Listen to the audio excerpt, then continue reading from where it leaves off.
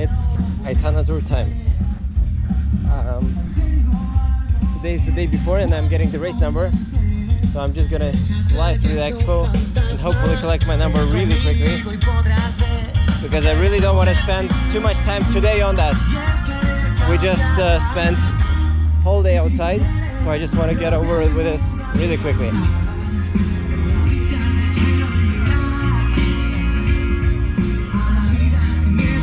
The expo is actually really good here. Like, I'm about to buy something all the time. Like, some of the brands are really good.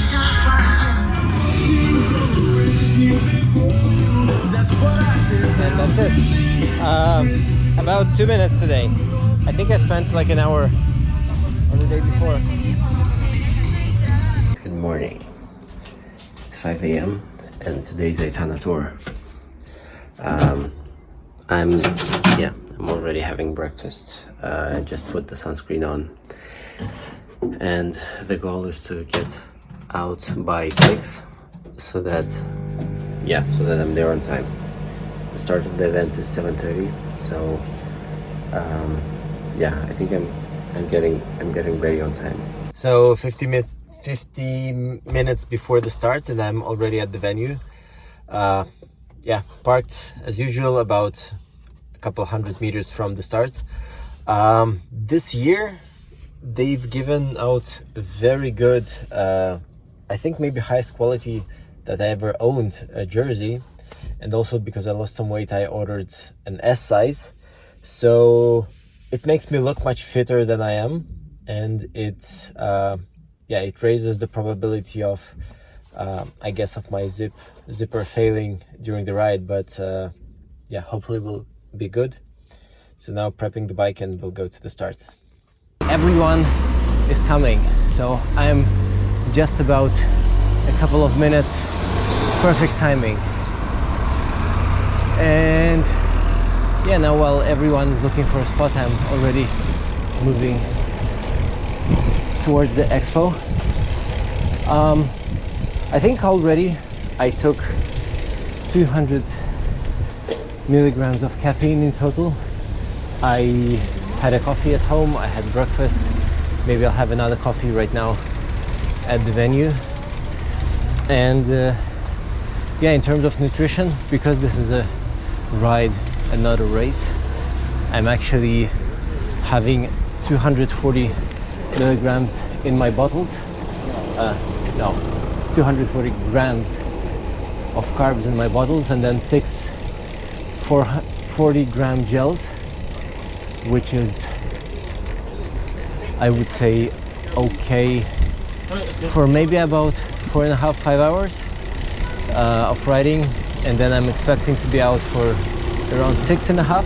So the rest I will be eating at the 8 stations, because this event is neutralized and I'm expecting to actually be stationary for some time at these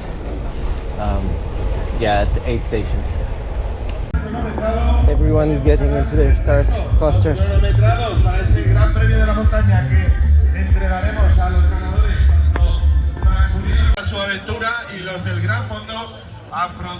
we're getting into the start clusters. Being the partner of Aitana, I'm actually joining the priority cluster at the very front.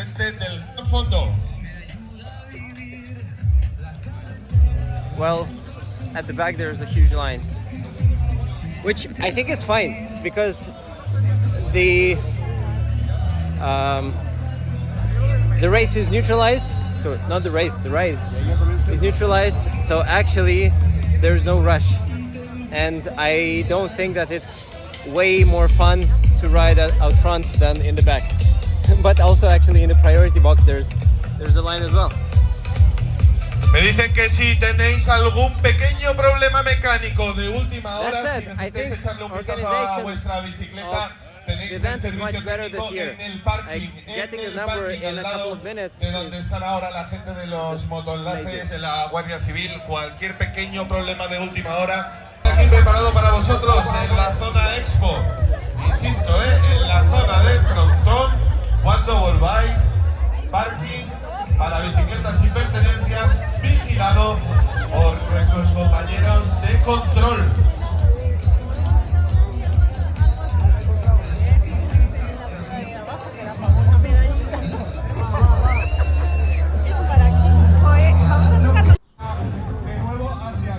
And here we go. The start of the ride is usually very standard. We exit the football field and we go through some of the narrower streets to exit towards the bigger roads. This is usually where no one pushes the pace. It's not a race, and before it was actually heavily neutralized, so there was a car that was in the front and it was limiting us from going actually any faster. So yeah, we started from the priority cluster, and I was thinking to go with my friend who actually, he's apparently very good at joking, because before the start he told me that he messaged me that he thought the ride is actually tomorrow, the day after, which is Monday. And yeah, so I said, of course not. We are going today in like 15 minutes. And then he was texting me like, are you serious? And after that he sent me a picture of the starting cluster, and he asked where I was. So that was a bit confusing, because actually I wanted to start with him and I wanted to start with everyone else, but yeah, but actually I thought, since he's not here today, I still went to the priority cluster at the front. Anyway, I went off easy, and I was just expecting him to catch me at some point, because he's a stronger rider, he's a lighter rider, he's an ex-pro, and also we're not pushing the pace at all. Right now we're going through Callosa, which is the start and finish town of the ride, and yeah, it's we're actually not going that slow, so we are not in need of braking. So this year they changed something about the way they neutralize the ride, and it goes very comfortable. We are just going comfortably in some groups. For some reason people are not riding together carefully, so I'm actually just trying not to stay with anyone. I'm trying to let people go and not push the pace, and allow everyone to ride away from me. And I think that goes very comfortable for me, and I'm just expecting to get stopped somewhere by the car, which actually was not happening. Yeah, this was the very first bit of descent, and I think last year this was actually where we were braking, and yeah, nothing was happening this time. We were just going freely, not super fast, yes, but we were actually going and not stopping for the car, which was very nice.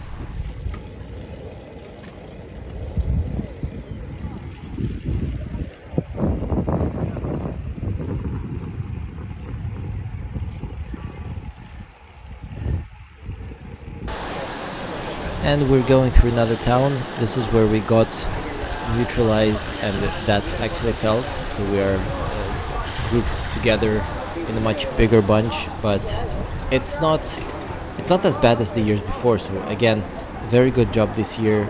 Organizers, I think they found a great way to not be in the way of the ride. And we are starting the first climb. It's always some interesting bikes that I see there, like a tandem on the left. They are usually just flying up the hills. They are going quite fast. I think they're not as comfortable descending, but actually two people are producing quite a lot of power, so that looks quite cool. And this is the time where, yeah, I just need to not push.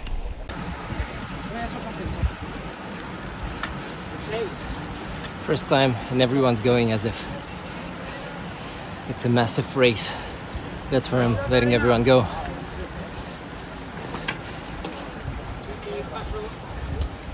It's not timed, but this is where I think last year I lost more energy than I wanted to. So I'm just letting everyone go, and yeah, we'll push on the next one. And finally, the first climb is done. I managed to not overcook it. My friend surprisingly haven't caught me there, so I was thinking that he might go actually much faster than he did. Anyway, we're descending a little bit. Yeah, you can see that some people are just going.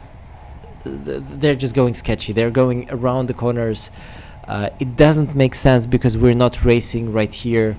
There's plenty of people to actually stay close to if you want to, and there is absolutely no way to finish the ride much faster than you would if you're climbing the fastest. So yeah, so this is something that I think it's in the mindset that you need to understand that there is absolutely no need to rush outside of the timed segments, and then if you can be very strong on them, then you can still ride with the front group, and if you're not, you're anyway for a long day here. And yeah, so these are the very nice views from Finestrat down to Seia, and Seia is a town I think around 10 kilometers from the sea, where the actual climb starts. And as we're going there, yeah, there's these nice long stretches of descending where yeah, you can relax and yeah, get ready for the first climb of the day, which is also the biggest climb of the day.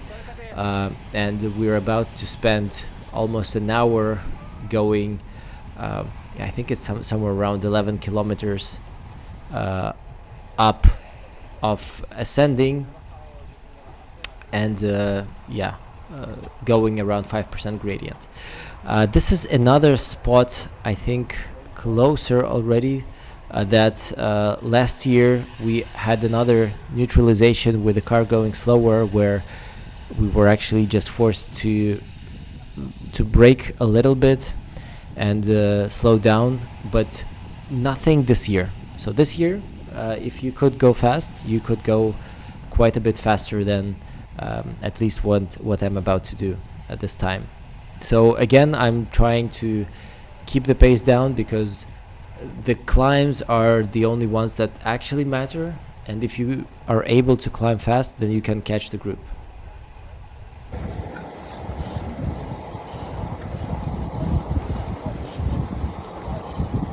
It is really cool to go with it. Such a big crowd.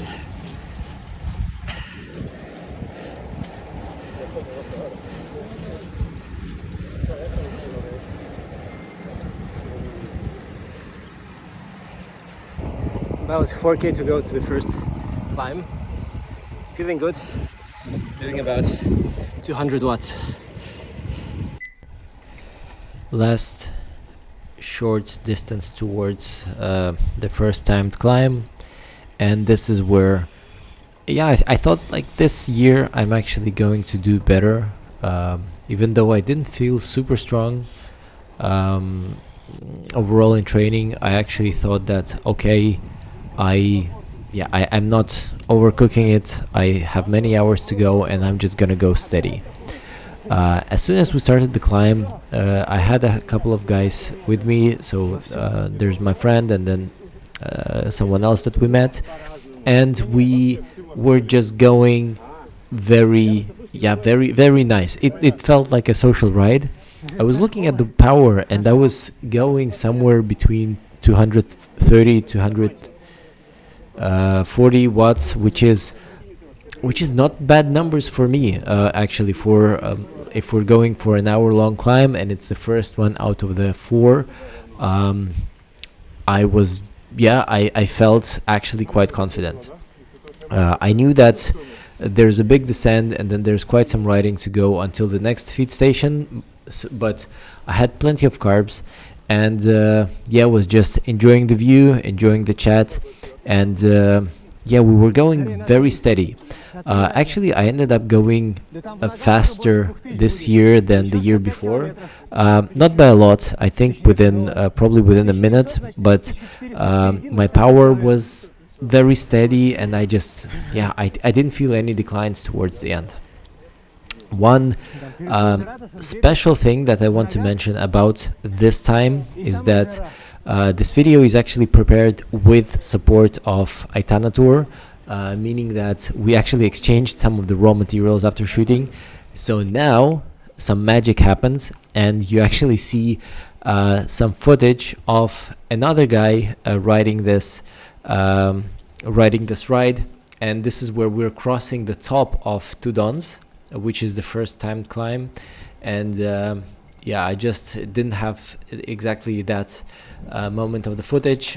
I was a bit tired and I thought about filming the descent maybe, but actually it does look nice when you're actually going through the final meters of the first climb. And this is where it's much more packed than any other climb, because this is where everyone is fresh, everyone is going together, and many people started the climb at the very bottom together.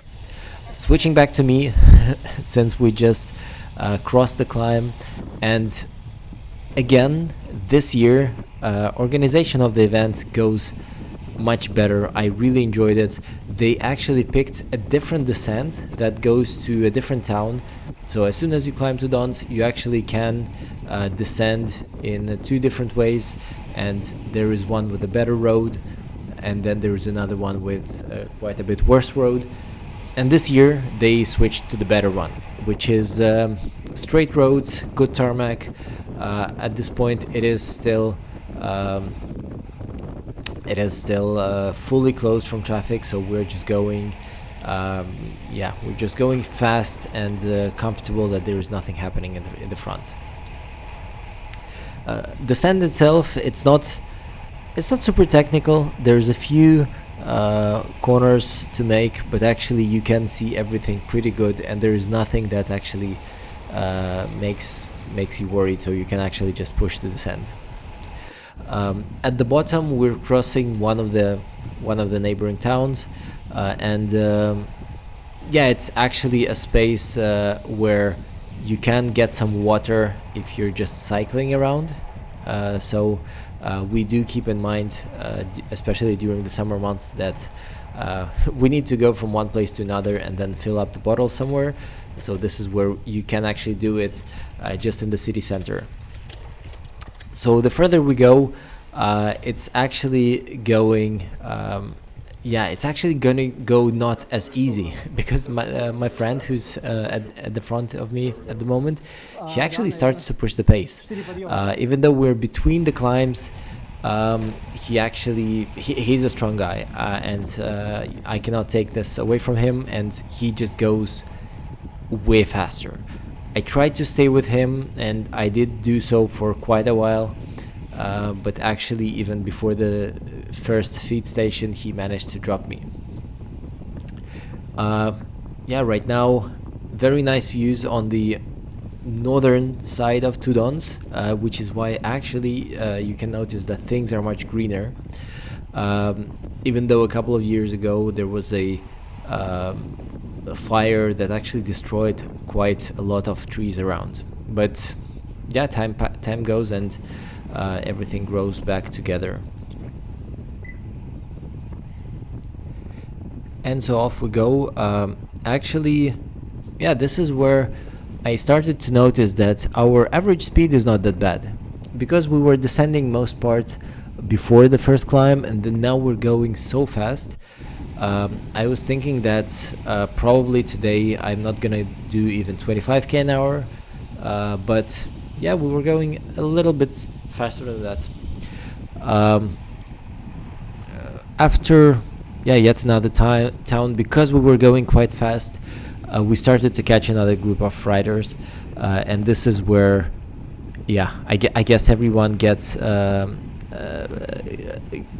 competitive, and we were just pushing the pace, pushing, and there were some of the short climbs and descents even between the big climbs, of course, which is where I started to lose people, because I tried just not to go way too fast, because it's not helping you survive the very long.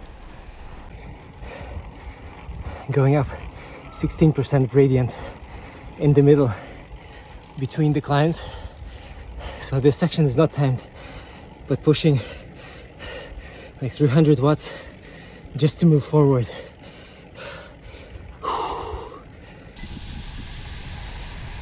very soon we're heading towards the first aid station, and this is where actually I already got dropped, so I'm going alone. I'm not really pushing still, again, because there's only the climbs are timed, and also I know that the ride would be neutralized, and this is what we can see right now.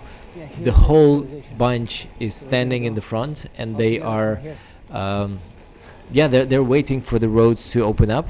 This is where theoretically, if you go fast enough, you can actually be standing with them, but for me that meant that I actually have some time to comfortably take some snacks. And I'm having some meat pie, I'm having some bars, and I know that for a very long day it's good for me to take some solid foods on board, just because after more than 5 hours of training I actually am getting I just want to eat, basically. I want to have something solid in my stomach. I managed to lose the group. They actually went off about maybe 20 seconds before I was ready to go. Feed station done. I had some meat pie, some gummy chewy stuff, half a bar, basically everything that is more solid. And then I got some isotonic and some water to go. Now off to the second climb of the day. Whew. And we're off to the second climb. It's not as big as the first one. It's, I think, about 5k. Again, 5% gradient or so. All the climbs are very steady. They're very nice, so you can actually pace them. And this is the first climb where I actually started to feel the heat, and apparently, as I discussed with my coach later on, that was not only the heat, that was also the problem with the minerals that I started losing. But anyway, so far so good. I actually feel okay. I start to see that my heart rate goes a little bit higher than I would expect, but then it's still normal. Right up front, there's actually a woman that rides a kind of a town e-bike, which looks completely incredible, because we're almost I think we're 80k into the ride, and she's actually in front of me because she has this big bike with a huge battery and the motor that I guess just helps to go so fast uphill that I just cannot do anything about it, and I can only catch her on the descents. I think the climb gets a bit out of hand. It's 1.5k to go towards the end of the second timed climb. I'm doing around 230 watts, but my heart rate goes to 160, 170. I think it just gets quite hot already. And we're going up there.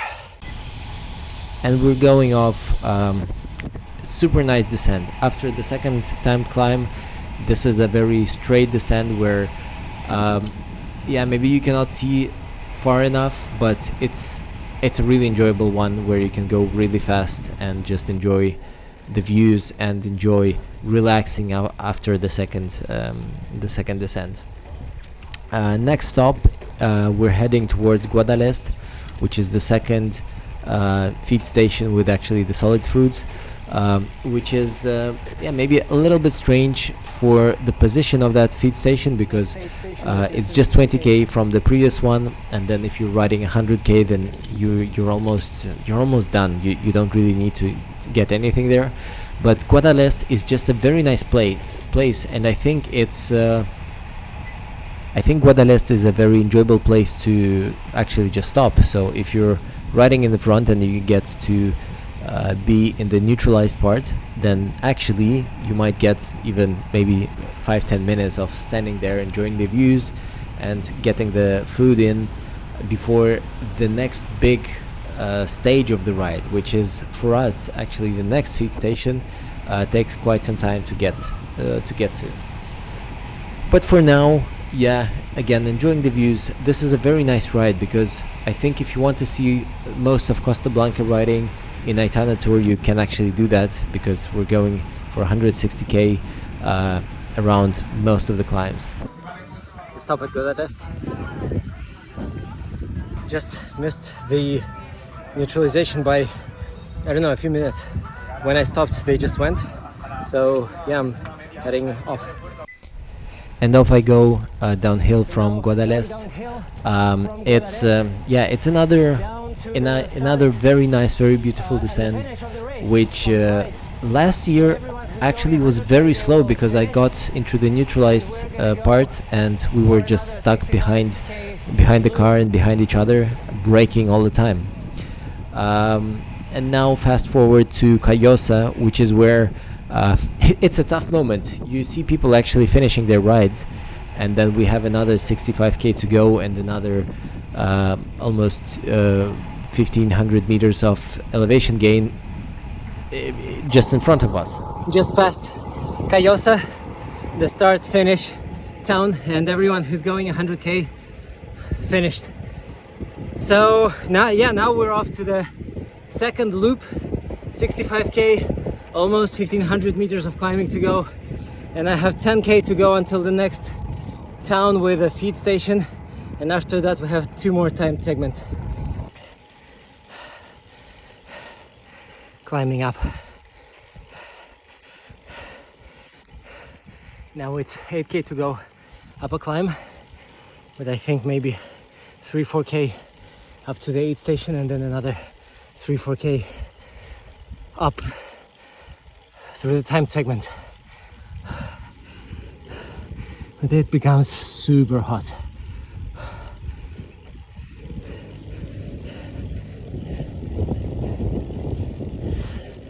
This climb is among the more beautiful ones here. It's kind of cool that it's not timed, but yeah, not sure how fast can I go. My heart rate is 170 and power is super low.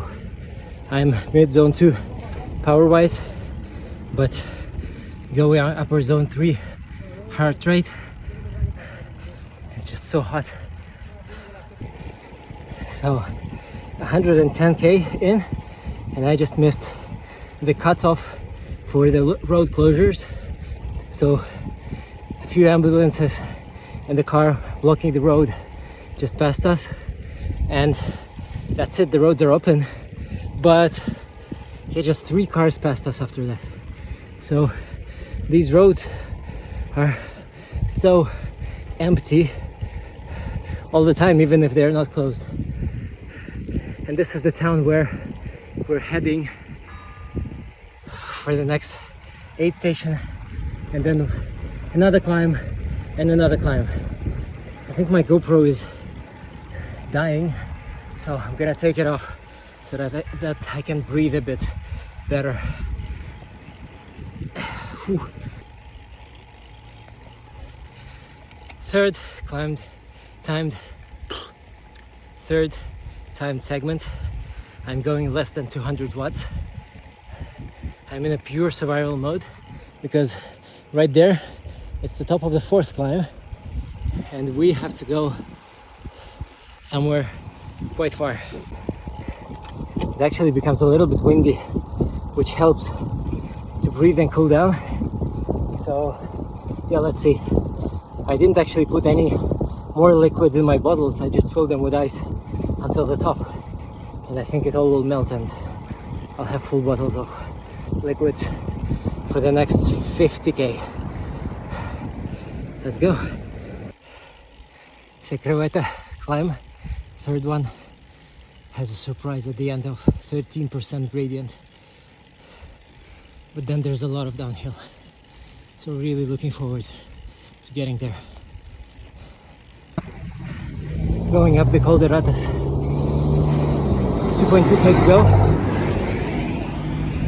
I think that's my last check-in. It was really tough and really hot, but now I found a bigger group, managed to sit on the wheel on the flat section a little bit, so it goes a bit easier. Still super hot. So I'm done. It's 6:45. I think the same as last year. Yeah, it was very hot. So hot that I don't really want to eat anything, but I want to find something to drink. Now, reflecting after the ride, actually, I think my problem was purely in the minerals. So I thought that the gels I had with me were with salts and carbs, but actually it was the gels with more carbs but less salts. Anyway, super enjoyable ride. Subscribe to see more of the videos like that, and see ya.